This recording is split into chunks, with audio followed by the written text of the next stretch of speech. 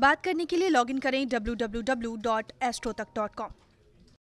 नमस्कार, जय माँ दुर्गे। मैं हूँ प्रवीण मिश्र। अपनी मनोकामनाओं की पूर्ति के लिए आप माँ कुष्मांडा का पूजन कैसे करें? देखिए, माँ कुष्मांडा का पूजन नवरात्र के चौथे दिन किया जाता है, लेकिन इस बार चतुर्थी तिथि का क्षय रहेगा, इसलिए 9 अक्टूबर को माँ चंद्रघंटा का भी पूजन होगा और 9 अक्टूबर को ही माँ कुष्मांडा का भी पूजन होगा। तो चतुर्थी तिथि का क्षय होने की वजह से 9 अक्टूबर को 2 देवियों का पूजन होगा। तृतीया तिथि की देवी माँ चंद्रघंटा का और चतुर्थी तिथि की देवी माँ कुष्मांडा का।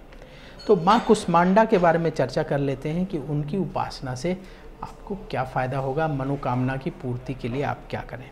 तो देखिए, जब इस सृष्टि का अस्तित्व नहीं था तब माँ कुष्मांडा ने इस ब्रह्मांड की रचना की थी, इसलिए ये सृष्टि की आदि देवी मानी जाती हैं। आदि स्वरूपा, आदि शक्ति कहा जाता है माँ कुष्मांडा को, क्योंकि इन्होंने इस सृष्टि की रचना की थी।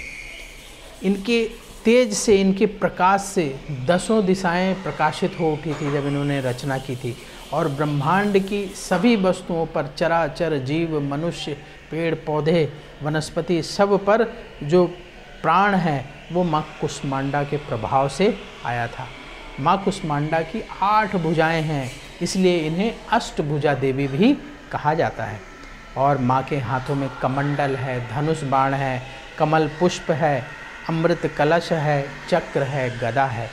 और माँ कुष्मांडा का पूजन करने से सिद्धियों और निधियों की प्राप्ति होती है, मनोकामना की पूर्ति होती है। तो यदि आपकी किसी भी तरह की मनोकामना है, उसकी पूर्ति के लिए आप माँ कुष्मांडा का पूजन कर सकते हैं। माँ कुष्मांडा का वाहन सिंह है। तो करना क्या है आपको कि 9 अक्टूबर को चंद्रघंटा का भी पूजन किया जाएगा। माँ चंद्रघंटा का पूजन करिए, और 9 अक्टूबर को भी आप माँ कुष्मांडा का पूजन कर सकते हैं, क्योंकि चतुर्थी तिथि का क्षय हो रहा है, इसलिए 9 अक्टूबर को तृतीया की देवी माँ चंद्रघंटा और चतुर्थी की देवी माँ कुष्मांडा का पूजन होगा।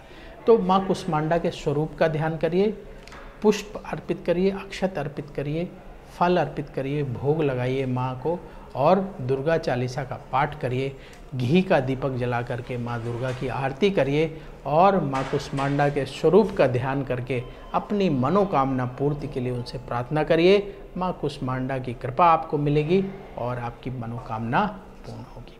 तो इस तरीके से आप सरल विधि से माँ कुष्मांडा से आशीर्वाद प्राप्त कर सकते हैं।